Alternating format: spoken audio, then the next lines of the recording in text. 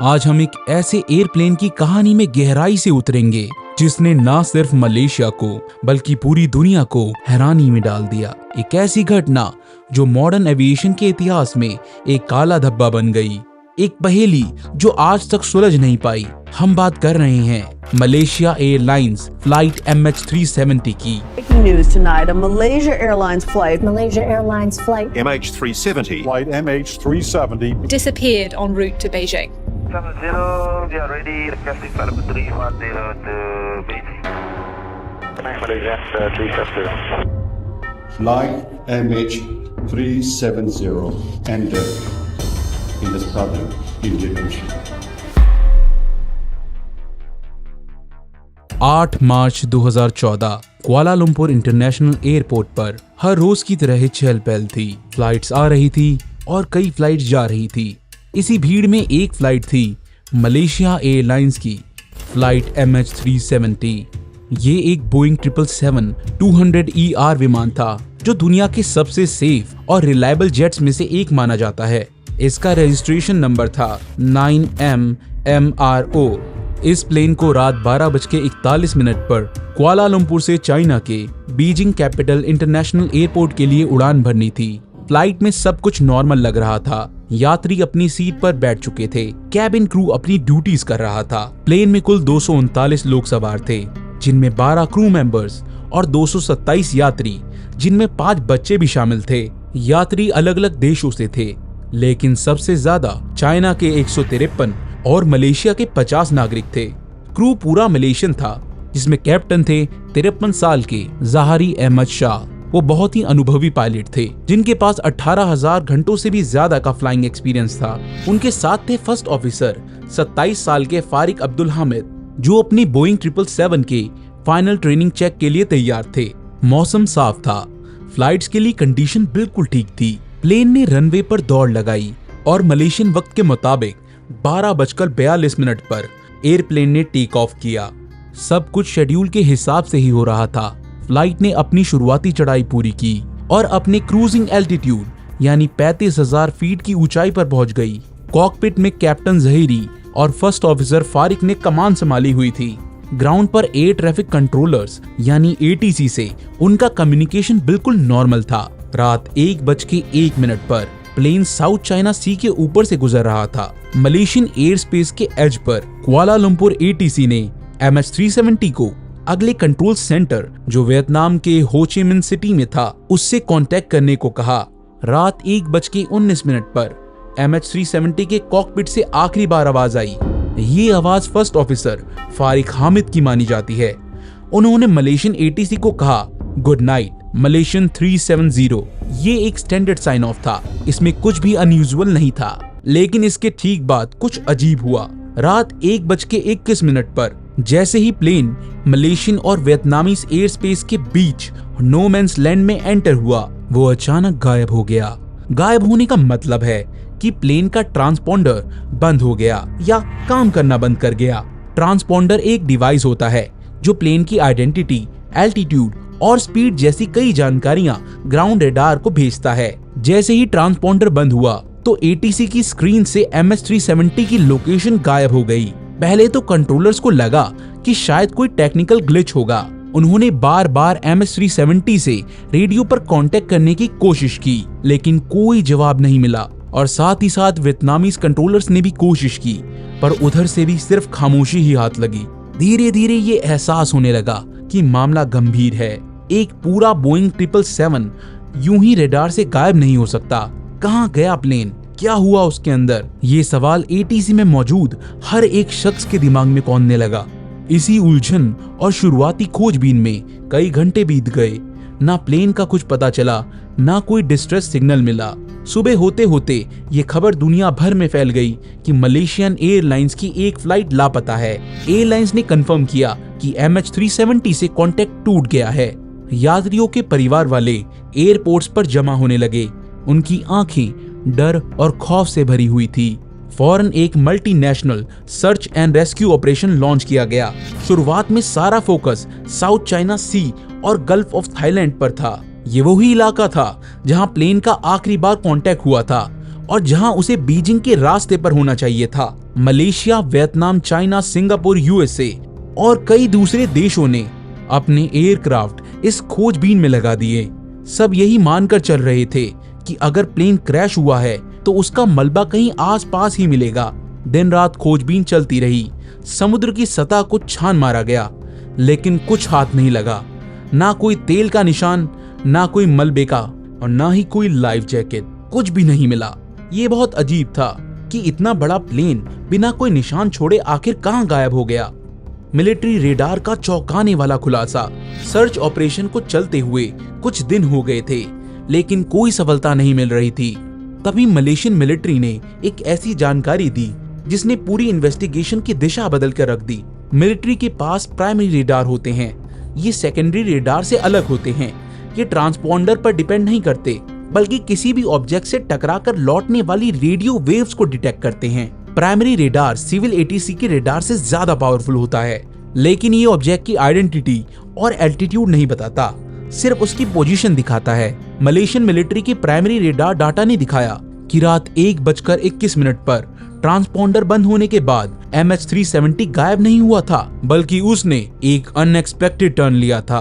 Plane left की तरफ से तेजी से मुड़ा और अपने प्लान किए गए रास्ते से बिल्कुल अलग दिशा में जाने लगा। वो वापस मलेशिया की तरफ आया, मले पेनिनसुला के ऊपर से गुजरा और फिर नॉर्थ वेस्ट की तरफ मुड़कर अंडमान सी की तरफ बढ़ गया। रेडार ने प्लेन को अगले 1 घंटे तक ट्रैक किया, जब तक वो मिलिट्री रेडार की रेंज से बाहर नहीं निकल गया। स्ट्रेट ऑफ मलक्का के नॉर्दर्न एंड के पास लगभग रात 2:22 पर यह खुलासा किसी बॉम्ब की तरह गिरा।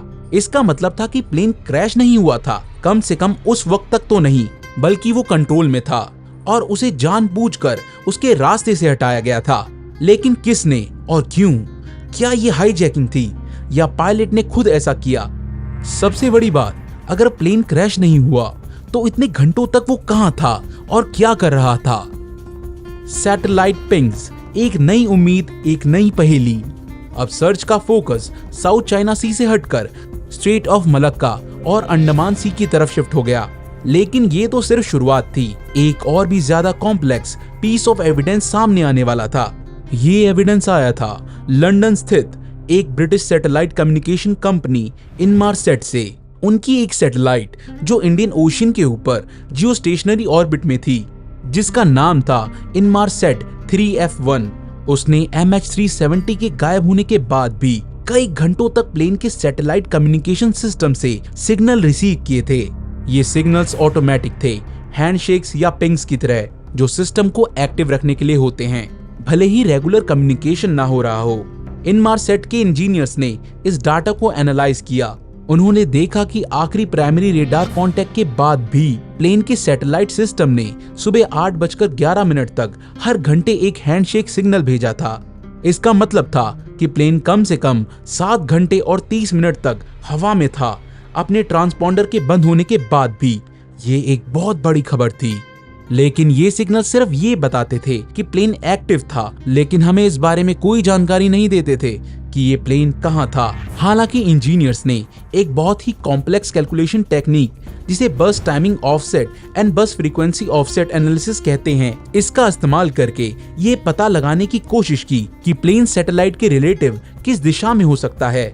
इस एनालिसिस से 2 फ्लाइट पाथ निकले, 2 बहुत लंबे आर्क्स। एक आर्क नॉर्थ की तरफ जाता था, सेंट्रल एशिया के ऊपर से कजाकिस्तान, तुर्कमेनिस्तान वगैरह। दूसरा आर्क साउथ की तरफ जाता था, दूर सदर्न इंडियन ओशन के ऊपर, दक्षिणी महासागर की गहराइयों में खोज। नॉर्दर्न आर्क वाला रास्ता कई देशों के ऊपर से गुजर रहा था, जिनके पास सोफिस्टिकेटेड मिलिट्री रेडार्स हैं। अगर प्लेन उधर गया होता तो किसी न किसी रेडार ने उसे जरूर देखा होता, लेकिन किसी भी देश ने ऐसी कोई रिपोर्ट नहीं दी। इसलिए इन्वेस्टिगेटर्स ने कंक्लूड किया कि ज्यादा पॉसिबिलिटी सदर्न आर्क की है। प्लेन ने जरूर इंडियन ओशन के ऊपर साउथ की तरफ अपना सफर जारी रखा होगा। ये मानकर कि प्लेन तब तक उड़ता रहा जब तक कि उसका फ्यूल खत्म नहीं हो गया। इन्वेस्टिगेटर्स ने सैटेलाइट पिंग्स के डाटा और प्लेन की पोटेंशियल स्पीड और रेंज के हिसाब से एक नया सर्च एरिया डिफाइन किया। ये एरिया सदर्न इंडियन ओशन में था, एक बहुत ही विशाल, दूर दराज और अनजान समुद्री इलाका। ऑस्ट्रेलिया के पर्थ शहर से हजारों किलोमीटर वेस्ट में ये दुनिया के सबसे गहरे और सबसे तूफानी समुद्रों में से एक है। अब शुरू होता है एविएशन हिस्ट्री का सबसे बड़ा और सबसे महंगा under water search operation. Australia ने इस सर्च की लीडरशिप संभाली। कई देशों ने हाईटेक इक्विपमेंट, स्पेशलाइज्ड शिप्स और अंडर वाटर व्हीकल्स इस काम में लगाए। उन्होंने समुद्र की सतह के नीचे हजारों स्क्वायर किलोमीटर के एरिया को स्कैन किया, इस उम्मीद में कि वहां प्लेन का मलबा, खास करके उसका फ्लाइट रिकॉर्डर यानी ब्लैक बॉक्स ढूंढ पाएं। ब्लैक बॉक्स में CVR यानी कॉकपिट वॉइस रिकॉर्डर और FDR यानी फ्लाइट डाटा रिकॉर्डर होता है, जो प्लेन के आखिरी पलों की क्रूशियल इंफॉर्मेशन दे सकता है। सर्च टीम ने समुद्र की सतह पर भी तैरते हुए मलबे की तलाश जारी रखी। कुछ सिग्नल्स भी डिटेक्ट किए गए जो ब्लैक बॉक्स के ULB यानी अंडर वाटर लोकेटर बीकॉन से मिलते जुलते थे, लेकिन बाद में वो फॉल्स अलार्म्स निकले। महीने बीत गए, फिर साल बीत गए, समुद्र ने अपने राज को छुपाए रखा। सर्च एरिया को कई बार रिफाइन किया गया, लेकिन MH370 का कोई नामो निशान नहीं मिला। मलबे के टुकड़े, जवाब से ज्यादा सवाल।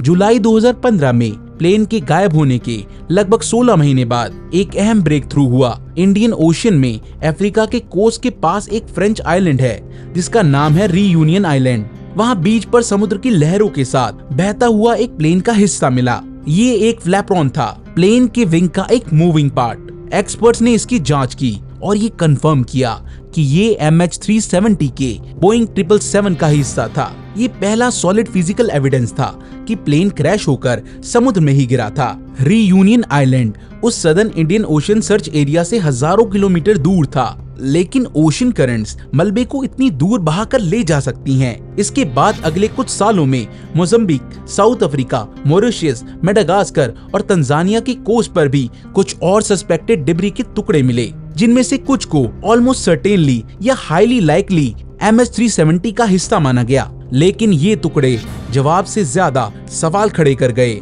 इनसे ये तो पता चला कि प्लेन टूटा था, पर ये नहीं कि क्यों और कैसे। और सबसे महत्वपूर्ण बात, प्लेन का मेन रैकेज जिसमें ब्लैक बॉक्स होने की उम्मीद थी, वो कहाँ था। इन छोटे टुकड़ों से क्रैश की वजह पता लगाना नामुमकिन था। थ्योरीज का बाजार, क्या हुआ होगा जब कोई सॉलिड सबूत नहीं मिलता तो थ्योरीज और स्पेकुलेशन का बाजार गर्म होने लगता है। MH370 के केस में भी यही हुआ। कई तरह की थ्योरी सामने आई। Number 1, mechanical failure. एक थ्योरी ये है कि प्लेन में कोई कैटास्ट्रोफिक मैकेनिकल फेलियर हुई होगी, जैसे आग लगना या इलेक्ट्रिकल सिस्टम का फेल हो जाना। हो सकता है इसी वजह से कम्युनिकेशन सिस्टम बंद हो गए और पायलट्स ने प्लेन को किसी भी नजदीकी एयरपोर्ट की तरफ मोड़ने की कोशिश की हो, लेकिन इससे पहले कि वो पहुंच पाते वो बेहोश हो गए, या प्लेन अनकंट्रोलेबल हो गया और ऑटो पायलट पर उड़ता रहा जब तक फ्यूल खत्म नहीं हो गया। लेकिन इस थ्योरी में ये समझना बहुत ही मुश्किल है कि ट्रांसपॉन्डर कैसे बंद हुआ और प्लेन ने इतना प्रिसाइज टर्न कैसे लिया। आमतौर पर फेलियर के बाद पायलट डिस्ट्रेस कॉल देने की कोशिश करते हैं।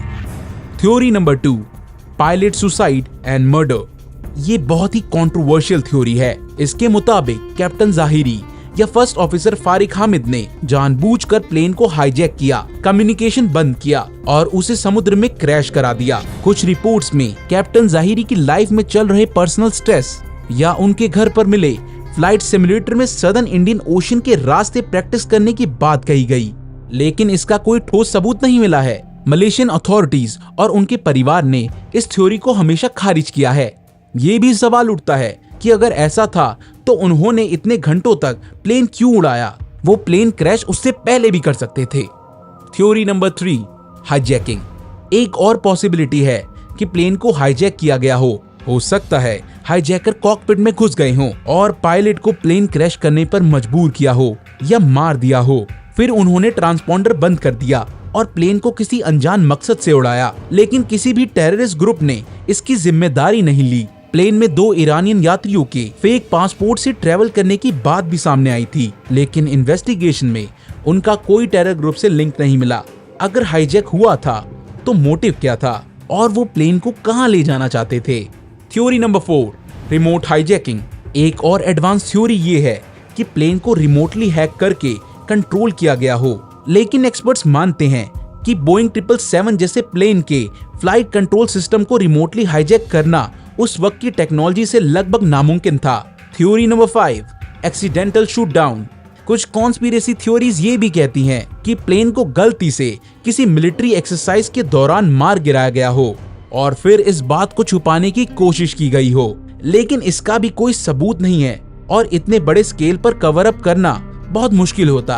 हर थ्योरी के अपने सपोर्टर्स और क्रिटिक्स हैं, लेकिन बिना मेन रैकेज और ब्लैक बॉक्स के सच्चाई का पता लगाना मुश्किल है। Official investigation and it's results. Malaysia ने एक ऑफिशियल इन्वेस्टिगेशन टीम बनाई जिसमें इंटरनेशनल एक्सपर्ट्स भी शामिल थे। उन्होंने सालों तक डाटा एनालाइज किया, पॉसिबल सिनेरियोस पर गौर किया। जुलाई 2018 में उन्होंने अपनी फाइनल रिपोर्ट पेश की। रिपोर्ट ने प्लेन के अचानक मुड़ने और कम्युनिकेशन बंद होने को कंफर्म किया और कहा कि ये एक्शंस मैनुअल इनपुट्स के कारण हुए लगते हैं, ना कि ऑटो पायलट के, यानी किसी ने जानबूझ के ये सब किया था। लेकिन रिपोर्ट ये निर्धारित नहीं कर पाई ऐसा किसने किया और क्यों। उन्होंने कहा कि वो किसी भी पॉसिबिलिटी को रूल आउट नहीं कर सकते, लेकिन उनके पास कोई कंक्लूसिव एविडेंस नहीं है। रिपोर्ट ने एटीसी की शुरुआती रिस्पांस में कुछ खामियां भी हाईलाइट की। कुल मिलाकर रिपोर्ट ने मिस्ट्री को सॉल्व नहीं किया, बल्कि उसे और गहरा कर दिया। End of the search and its future. Official under water search operation को जनवरी 2017 में सस्पेंड कर दिया। ये फैसला बहुत कंट्रोवर्शियल और हार्ट ब्रेकिंग था, खास तौर पर यात्रियों के परिवार वालों के लिए जो अब भी जवाब चाहते थे। 2018 में एक private American company Ocean Infinity ने मलेशियन गवर्नमेंट के साथ no find no fee basis पर एक नई सर्च शुरू की। उन्होंने state of the art technology का इस्तेमाल करके कुछ महीनों तक एक रिफाइंड एरिया में सर्च किया, लेकिन उन्हें कुछ भी नहीं मिला। आज तक MH370 का मेन रैकेज नहीं मिल पाया। समय के साथ न्यू टेक्नोलॉजीज और डाटा एनालिसिस टेक्निक्स आ रही हैं। कुछ इंडिपेंडेंट एक्सपर्ट्स भी सैटेलाइट डाटा और डिब्री ड्रिफ्ट पैटर्न का अध्ययन कर रहे हैं, सिर्फ एक उम्मीद में कि वो सर्च एरिया को और बेहतर तरीके से पिन पॉइंट कर सकें। कुछ लोग मानते हैं अगर टेक्नोलॉजी और फंडिंग मिले तो शायद एक दिन प्लेन मिल जाए। एक अधूरी कहानी, एक जिंदा दर्द। मलेशियन एयरलाइन की फ्लाइट MH370 की कहानी एक अधूरी कहानी है। ये मॉडर्न टेक्नोलॉजी की सीमाओं को दिखाती है और ये भी कि कैसे एक इतना बड़ा ऑब्जेक्ट हमारी हाईटेक दुनिया में बिना कोई सुराग छोड़े गायब हो सकता है। लेकिन सबसे बढ़कर ये उन लोगों की कहानी है जो उस प्लेन में सफर कर रहे थे, और साथ ही साथ ये कहानी है उनके परिवार वालों की और उनके दोस्तों की जो आज भी उनके बिना जी रहे हैं, बिना ये जाने कि उनके अपनों के साथ आखिर हुआ क्या था। उनका दर्द, उनकी अनिश्चितता और उनके जवाब की तलाश आज भी जिंदा है। जब तक MH370 की पहेली सुलझ नहीं जाती, ये हमें एविएशन सेफ्टी, ट्रैकिंग टेक्नोलॉजी और इंसानी त्रासदी के बारे में सोचने पर मजबूर करती रहेगी। दोस्तों, हमारी ये डॉक्यूमेंट्री कैसी लगी आपको? हमें कमेंट्स में जरूर बताएं। साथ ही साथ हमारी वीडियो को लाइक और शेयर करना ना भूलें, और हाँ, प्लीज हमारे चैनल को सब्सक्राइब करके बेल आइकन का बटन जरूर दबाएं। I'll see you in the next one.